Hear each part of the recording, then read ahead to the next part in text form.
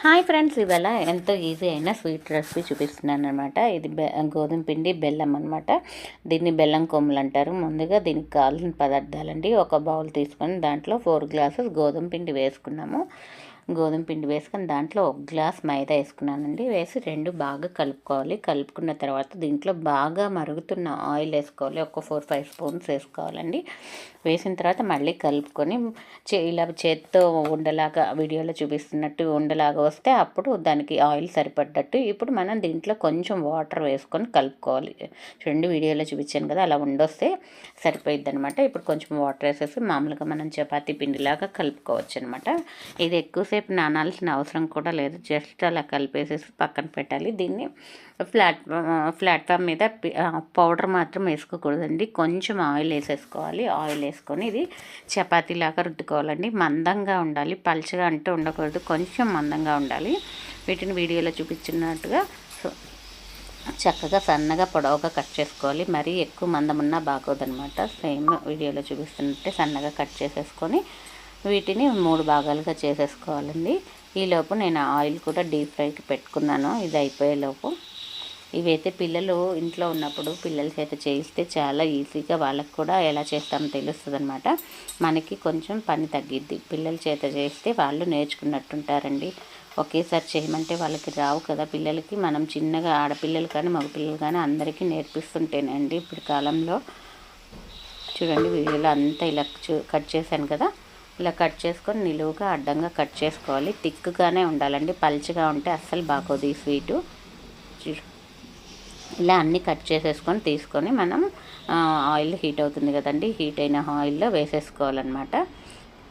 ఇది ముద్దగా పడిపోయిద్ది. వేసేటప్పుడు ముద్దగా అతుక్కున్నా కానీ భయపడకండి, ఆయిల్లో వేయంగానే విడిపోయిద్ది అనమాట. సిమ్లోనే కాల్చుకోవాలి. ఎర్రగా బ్రౌన్ కలర్ వచ్చేలాగా కాల్చుకోవాలండి. వేయంగానే అయ్యో ముద్ద పడిపోయింది ఇంకా రావేమో అని అస్సలు భయపడకండి. ఇది చాలా తక్కువ టైంలో చాలా బాగా వచ్చేస్తాయండి. అసలు బెల్లం కొమ్ములు అంటారు. మా అమ్మ చిన్నప్పుడు చాలాసార్లు చేసిందనమాట. నేనైతే తక్కువ చేస్తాను. ఇవాళ చాలా రోజులు అయిందనేసి ఇవాళ ట్రై చేశాను. మనం ఎప్పుడెప్పుడో చేస్తుంటాం కాబట్టి మర్చిపోతూ ఉంటాం అన్నమాట. ఏ డిష్ అయినా ఎక్కువగా చేస్తూ ఉంటే గుర్తుండిపోయింది. చూడండి, ఫుల్ బ్రౌన్ కలర్ రావాలి. చాలా బాగా ఇది ఒక వాయి అయిపోయేలోపు ఇంకా మళ్ళీ అన్నీ అలా కట్ చేసుకోవాలండి. మనం క్రాస్గా ఎలాగైనా కట్ చేసుకోవచ్చు అనమాట. ఇలా అన్నీ రెడీ చేసుకొని డీప్ ఫ్రై చేసుకోవాలండి. దీనికి బెల్లం కావాలి, ఇంకేం అక్కర్లేదనమాట. దీన్ని ఓన్లీ గోధుమ పిండితో కూడా చేసుకోవచ్చు. నేను 1 గ్లాస్ మైదా వేసాను, అందుకే 4 గ్లాసెస్కి 1 గ్లాస్ మైదా వేసాను. అన్నీ ఇలా వేసుకొని ఫ్రై చేసుకోవాలండి. కొంచెం టైం పడుతుంది అనమాట. అలా కట్ చేయటం ఓకే, కానీ అది తీయాలంటే కొంచెం టఫ్గా ఉంటుంది. అందుకనే పిల్లలు ఉన్నప్పుడు చేసుకోండి అని చెప్తున్నాను. నేనైతే ఇప్పుడే చేసేసానండి. పిల్లలు వచ్చేలోపు ఇవి స్నాక్స్ కానీ చాలా బాగా వచ్చాయండి. అసలు టేస్ట్ కూడా చాలా సూపర్గా ఉన్నాయన్నమాట. ఎప్పుడైనా కానీ నేను ఇవాళ స్వీటు హాట్ చేస్తున్నాను. స్వీట్ రెసిపీనే పెట్టాను. స్వీటు హాట్ చేసేటప్పుడు ఫస్ట్ ఎప్పుడైనా కానీ స్వీట్ రెసిపీ చేసుకొని తర్వాత హాట్ రెసిపీ చేసుకోవాలండి. ఎందుకంటే హాట్ చేసిన తర్వాత స్వీట్ అన్నది అస్సలు బాగోదనమాట. ఇది కూడా తెలియదా మాకు, మీరు చెప్పాలా అంటారు. కానీ కొత్తగా నేర్చుకునే వాళ్ళకి ప్రతిదీ కొత్తదనమే అండి. మన అమ్మ వాళ్ళ ఇంట్లో ఉంటే లైట్గా చూస్తాం, అన్నీ పట్టించుకోం కదండి. ఇప్పుడు మనమే ఓన్గా చేయాలంటే ప్రతి విషయం మనకు తెలిసి ఉండాలన్నమాట. అందుకే నేను ఎప్పుడు చేసినా కానీ ఫస్ట్ స్వీట్ చేస్తాను. ఫ్రెష్ ఆయిల్లో స్వీట్ చేసిన తర్వాత దాంట్లోనే మళ్ళీ కారం చేస్తానండి. ఏం కాదు, స్వీట్ చేసిన తర్వాత. చూడండి, ఇలా 3-4 ఆయిల్గా రెడీ చేసేసుకొని పక్కన పెట్టేసుకోవాలన్నమాట. ముందే బెల్లం పాకం పెట్టుకోకూడదు. ఇవన్నీ రెడీ అయిపోయిన తర్వాతే బెల్లం పాకం పెట్టుకోవాలి. చూడండి, మొత్తం భలే క్రిస్పీగా వచ్చాయి.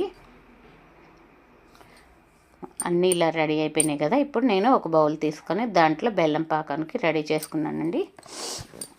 కొంచెం బెల్లం వేసేసుకొని ఎక్కువ వాటర్ పోసుకోకూడదు అనమాట. కొంచెం ఒక చిన్న గ్లాస్కి అంటే తక్కువ వాటర్ వేసేసుకొని ఒక 5-10 మినిట్స్ అండి సిమ్లోనే. చూడండి, పాకం సిమ్లోనే పెట్టుకోవాలి. పాకం అంతా మరీ ముదురు పాకం కాదండి, తీగ పాకం వస్తే చాలన్నమాట. రెడీ అయిపోయింది. నేను ఫిల్టర్ చేశాను. బెల్లాన్ని ఎప్పుడు కూడా ఫిల్టర్ చేసుకోవాలండి. ఎందుకంటే బెల్లంలో మట్టి సన్నగా ఉంటుంది, మనకు తెలియదు. ఫిల్టర్ చేస్తే చాలా వస్తుంది. మీరు ఎప్పుడైనా గమనించుకోండి. అది మిస్ అయిపోయింది. చూడండి, చాలా బాగా రెడీ అయింది కదా. ఇప్పుడు ఆ బెల్లం పాకంలో ఇవన్నీ వేసేసేయాలి. వేసేసి తిప్పుకోవాలి.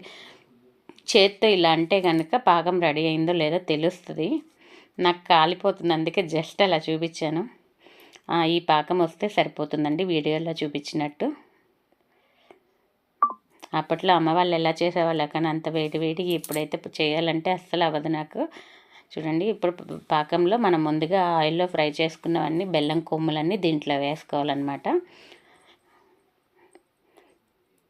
ఇలా వేసుకొని బాగా కలపాలి. కింద నుంచి స్టవ్ ఆన్లోనే ఉండాలని, ఆఫ్ చేయకూడదు. మొత్తం కలిపిన తర్వాత ఆఫ్ చేసుకోవాలన్నమాట. కింద నుంచి పైకి అలా కలుపుతూ ఉంటే బాగా పడుతుంది. దానికి పట్టిన ఒక 2 మినిట్స్కి స్టవ్ ఆఫ్ చేయాలన్నమాట. ఇవి వేసిన అన్నీ కలుపుకున్న తర్వాత చూడండి, ఫస్ట్ ఇవి వేసిన తర్వాత అన్నీ అతుక్కొని ఉంటాయి అన్నమాట.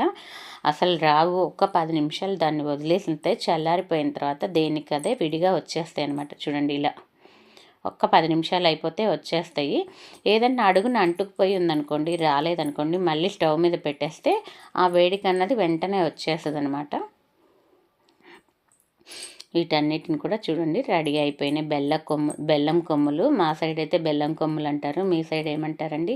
చాలా ఈజీగా తక్కువ పదార్థాలతో పిల్లలకి స్నాక్స్ అన్నమాట. వాళ్ళు మనం ఎంత భోజనాలు ఎన్ని పెట్టినా కానీ బయట స్నాక్స్ ఇష్టపడతారు.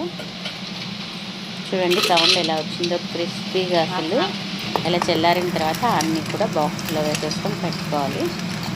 వెంటనే పెడితే మెత్తగా అయిపోతాయండి. ఒక 5 మినిట్స్ ఆరిపోయిన తర్వాత మూత పెట్టుకోవాలి. మా ఇంట్లో అయితే అందరికంటే చిన్నపిల్లడు మా ఆయన అండి. చేయంగా ఇంట్లో వర్కింగ్ ఫ్రమ్ హోము, అప్పుడప్పుడు వచ్చి కిచెన్లో అలా